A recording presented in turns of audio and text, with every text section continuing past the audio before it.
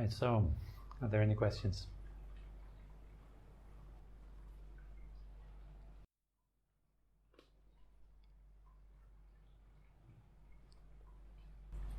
I have a question.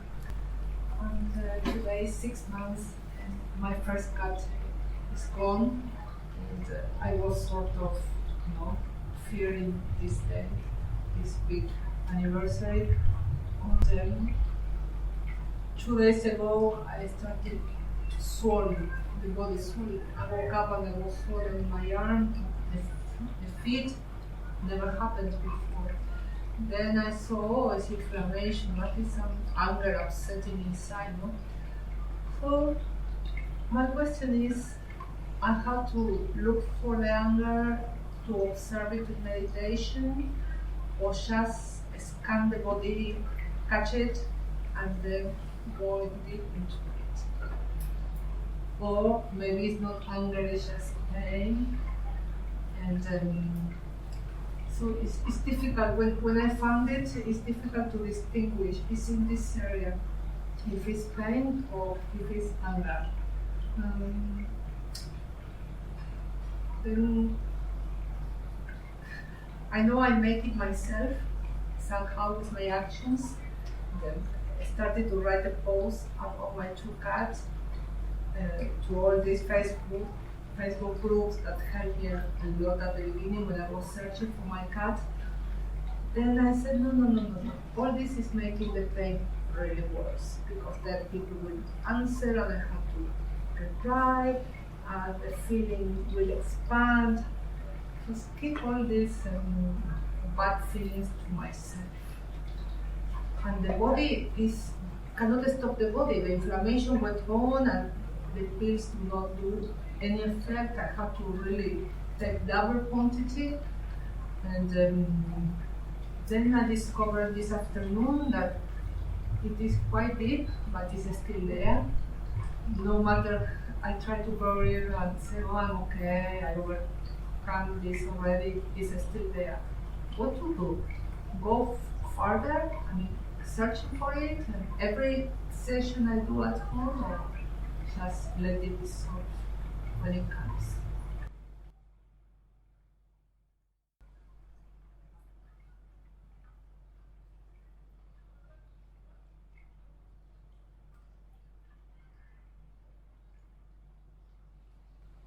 Well, it depends on your level of skill. It depends on what you can do. For some people, it might be skillful to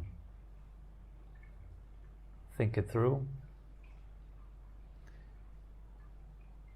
Think it through in a good way, not in a way that makes it a bigger problem, but to think it through so that it helps you to release it. An example of that would be, what if I die in 3 hours? Will it matter?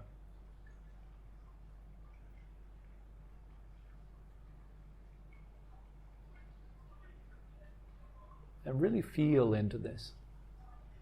That might be a way to think through it, to contemplate it.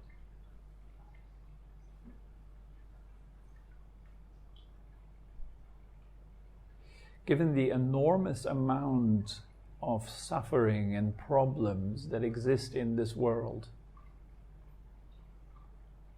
do I want to add to it with mine?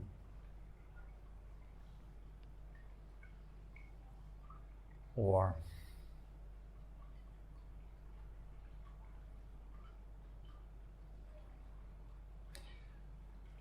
what could it be that's the lesson for me in this particular pain? What could I learn here?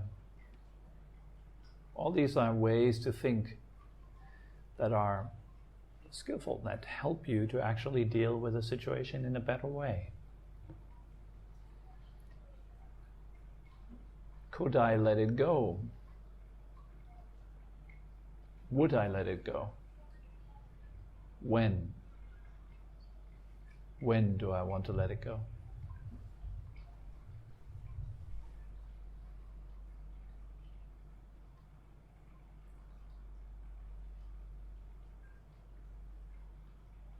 Who am I becoming right now?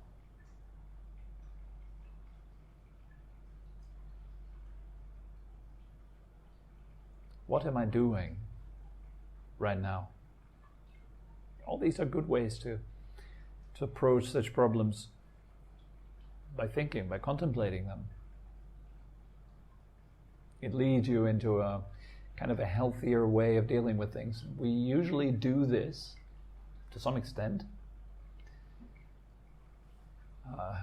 depending on your level of skill, of course, on this path, and the books you read, and how able you are to actually work with your pain.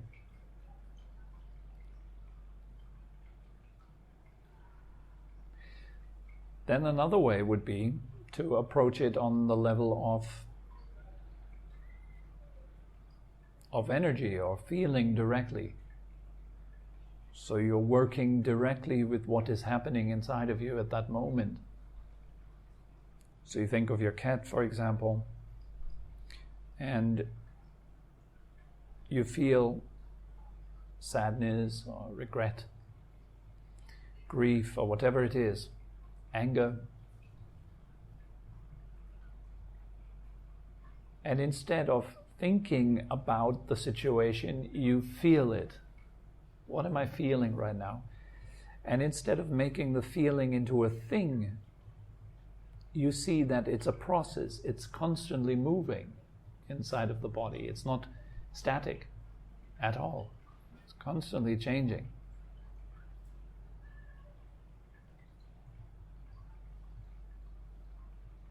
Right? You could have all seen this now. As we sat together, you could have seen that there's nothing stable to be found, really. Nothing at all. No matter what it is, wherever you're directing your attention, it's like a river. It's like wind.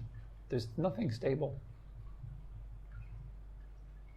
Even the things you think that are very stable, it turns out it is only thought that makes it look stable.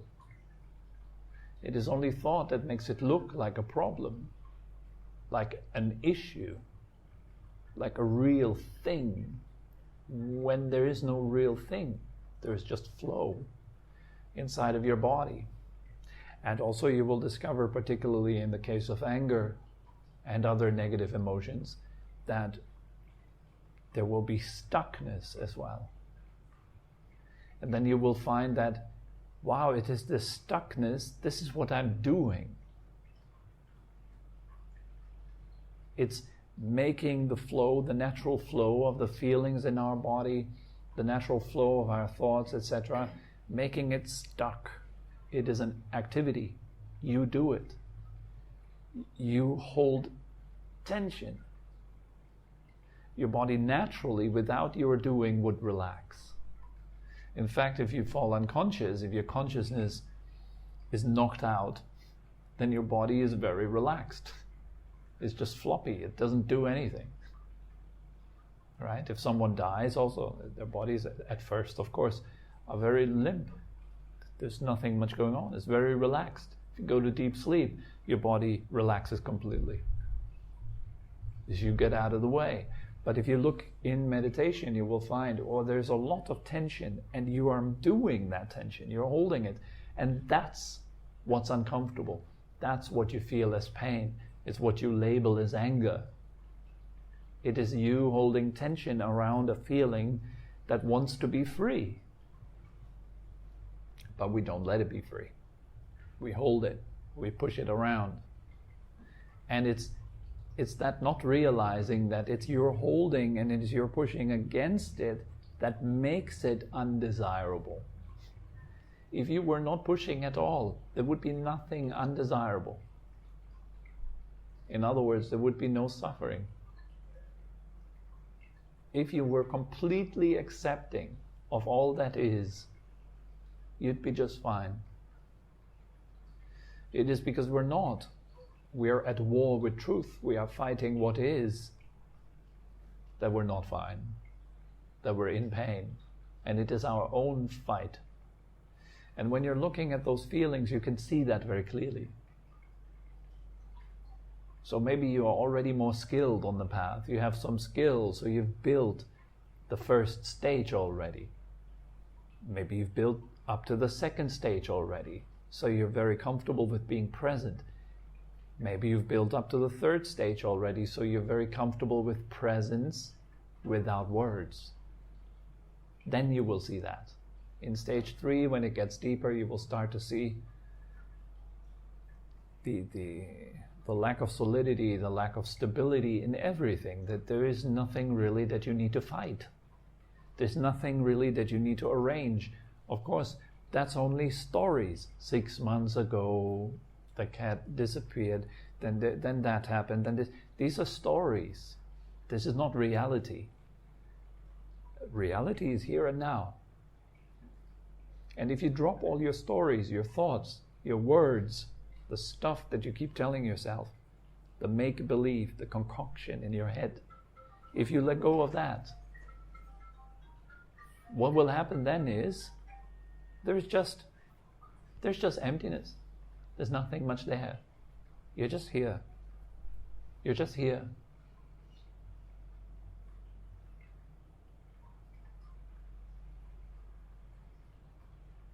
And what is there? Well, there's feeling, there's hearing, but no problem.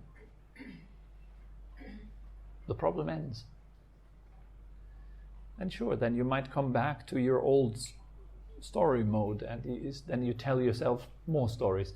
Maybe you might even come into that beautiful silence for the sake of coming back to what you're familiar with, which are those stories, which happens to a lot of practitioners on the path. You get acquainted with silence, you understand silence a bit more, you enter it, you get more deeply into it, and you will all of a sudden feel this urge to come back to your story mode. And that usually manifests as the question, and what now? You're just sitting there in silence, and all of a sudden there comes this question out of the mind. And now? What's next? Am I supposed to sit for the whole rest of my life with just being quiet? Just not talking to myself anymore in my own head? I just don't get it. And then you put your hands up in class and you ask a question, and you will ask, yeah, are we supposed to just, walk through life without thoughts? No, you're not supposed to. There's no supposition. You're not supposed to be or do anything. You're totally free. You can choose. You're totally free only if you're aware, of course. Only if you can see yourself. Then you have a choice. What am I doing right now? Oh, okay. I'm confabulating stories. I'm fabricating pain right now. Out of thin air. Literally. There is no 6 months ago. It doesn't exist. It's dead. So what we do is we carry around, as Ajahn Brahmi says that beautifully in his book, Mindfulness, Bliss and Beyond, which I, by the way, highly recommend to read if you're seriously interested in taking this deeper. He says, we tend to carry coffins full of dead moments. And what are dead moments? Well, dead moments are those moments which are gone. Everything what is in the past. Yes. Everything that's gone. Including what's gone a second ago. It's gone. And all that hasn't happened. In other words, all that isn't here. All that's not here. All that's not now, that's death. All that's now, we can call it life or truth. So of course, if you do not want to stay with truth, you will suffer. That is why we say that, right? Truth shall set you free. There's freedom in truth.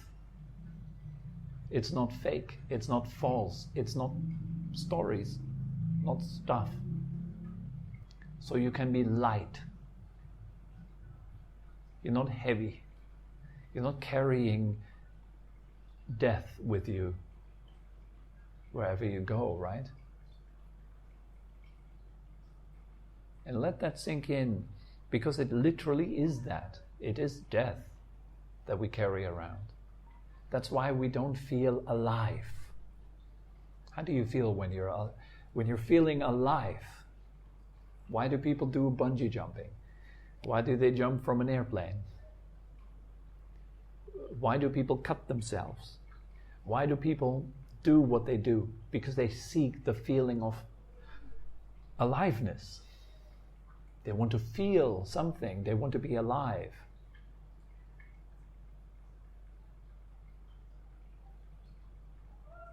And it is in all this accumulation of death that it is hard to live. And life is here and now. Question is, are you ready to commit to life, to truth, to reality? Do you want to give up your stories? Who you think you are, who you were, what happened to you, what might happen to you? Are you willing to give that up? Do you want to make that sacrifice? Because it takes that sacrifice. In other words, you have to give yourself up to meet the divine. If you want to meet God, you have to go. And all that's left is God. And what's that you? Well, it's all the stories that you've learned. You weren't born with them. You weren't born with politics in your mind. You weren't born with right and wrong ideas. You weren't born with cultural stuff. You weren't even born with a name. Someone gave it to you. And likewise, everything you think you are right now, someone gave it to you. You didn't put it in there. The books you read, put it in there. The shows you watch, put it in there. The people you hang out with, put it in there. And they can only put in there what's in them. What's been put in them. And it goes infinitely like that. So you're not what's in there. You're not the stuff that's inside of you. All those stories, all that might be a bit harsh to say it like that, but all that garbage, all the noise, it's not you. And yet we think it is. We don't even just think it is, we feel it is. It goes very deep. I am all this stuff. I am my past. I am my fears, my hopes, my worries, my despairs. I am my pain. And all the stories around the pain, that's me. It feels like that. Very strongly. It's sticky, isn't it? And it's that substance, that sticky substance, that you need to release if you want to be free. And that's a sacrifice not many people are willing to take. In fact, it's very simple. Enter I am. That would be suitable as the only advice. And there are teachers in this world who have received just this as a teaching. Only that. Be yourself. And they really took it to heart. They did it 24/7, day and night, just focusing their mind with full devotion on I am. Nothing more. Everything else they abandoned.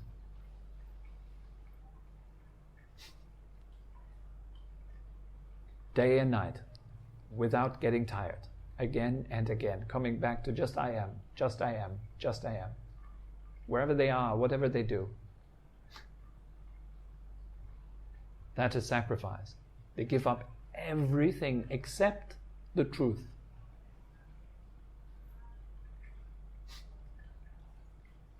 And I am is the truth. It doesn't matter where you are, I am is true. Isn't it? It doesn't matter what race, what religion, what language you speak. It doesn't matter where you've been brought up. Your culture, none of that matters. I am is true. I'm Muslim, I'm Hindu, I'm Buddhist, I'm Christian. We already get into the realm of what is false. It is not truth, it is conditioning. I'm tall, I'm small, I'm handsome, I'm ugly, I'm this, I'm that. Way too much already. It's so heavy. If you let go of that, it's much more light. It allows you to actually listen to life, to feel it, to experience it, without anything in between you and life. In fact, the idea that you have a life is another one of those stories. I have a life. It'll be more appropriate to say I am life. Even I am life is too much. Just stay with I am. And strike out the am too. And then finally, you even let go of the I.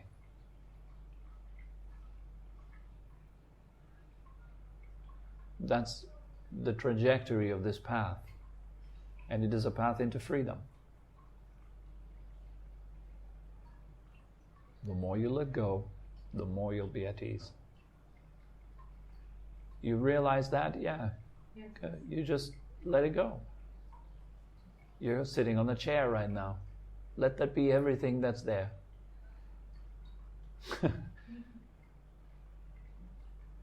Right?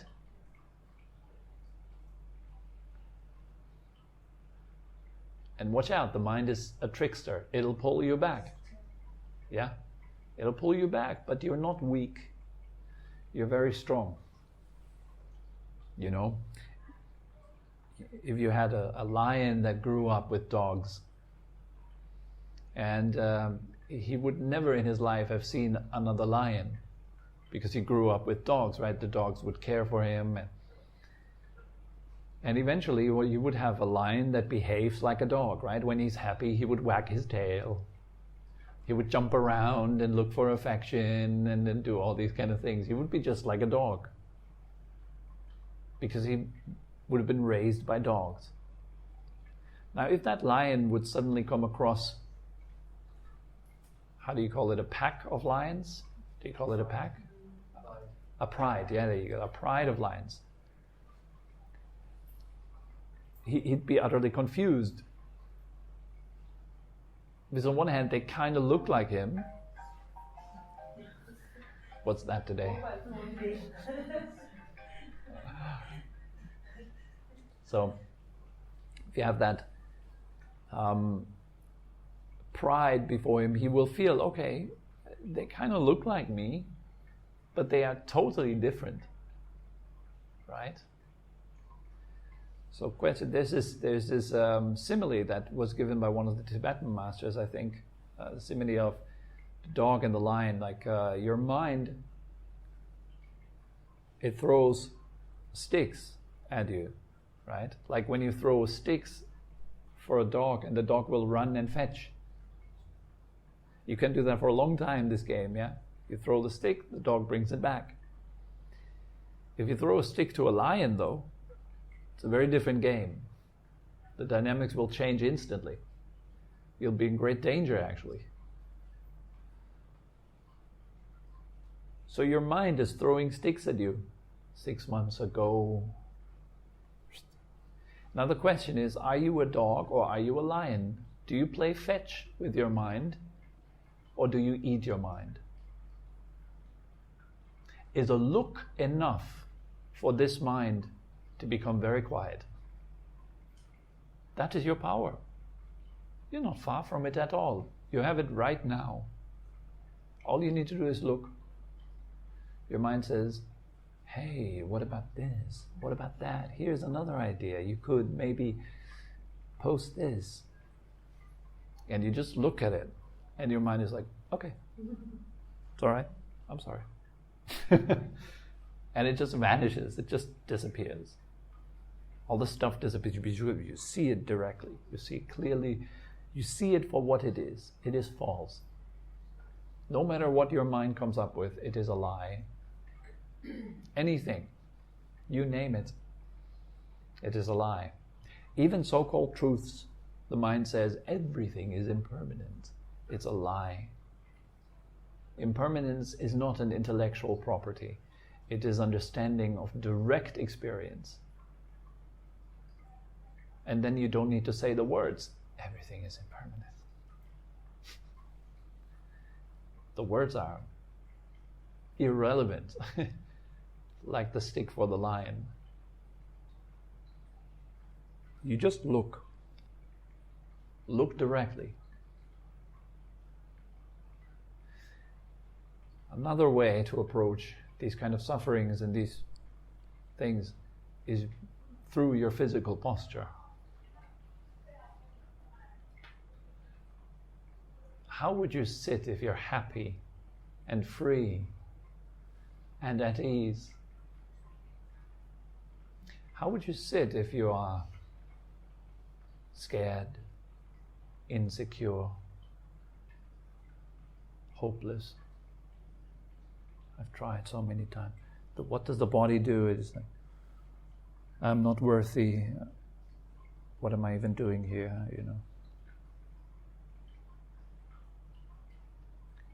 So you sit when you meditate like you mean it, not like you're trying. Sit like you mean it and look at your thoughts. Let them come up. You have nothing to fear. Let your sadness come up. There's nothing to fear. Receive it open. Your heart is open. Your mind is open. And you're okay with it. It's allowed to be there. It does its thing and then it leaves. No big deal. Okay? You're welcome. Anything else?